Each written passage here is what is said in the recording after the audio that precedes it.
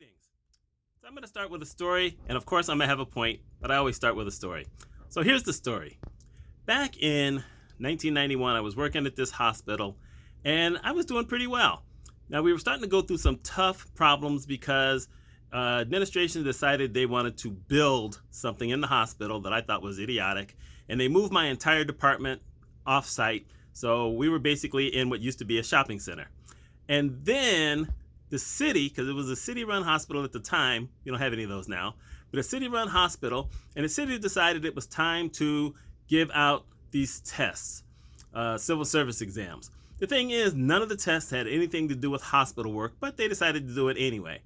And over 75% of my billing employees failed the test. So anyway, things started going a little bad. They were able to find a way so that all those folks could keep their jobs at a reduced rate and a reduced status, which wasn't really fair, but that's just how it went. So anyway, we had, some issues, but we were still doing okay. We were down from the highs that we had reached, but we were still way ahead of what they'd had before I got there.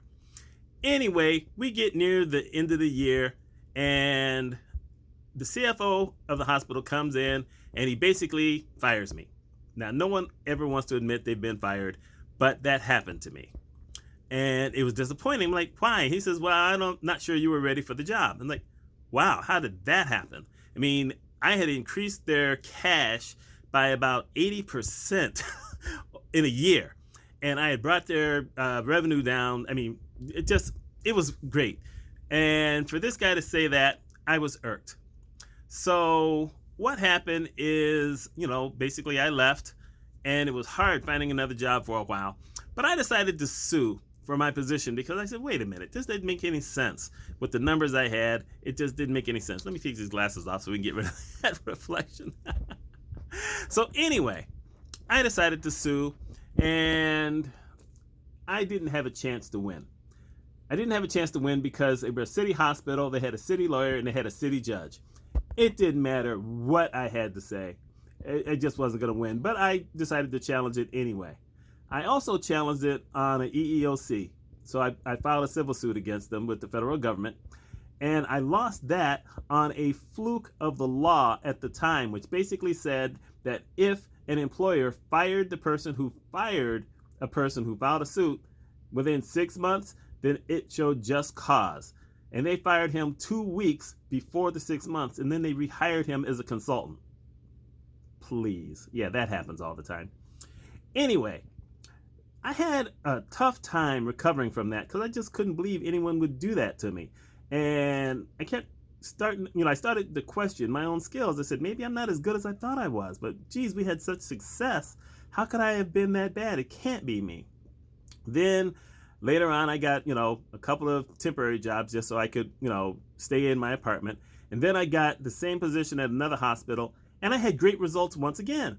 So I'm like, well, you know what? It seems to work here. It worked there. Wonder what the deal is.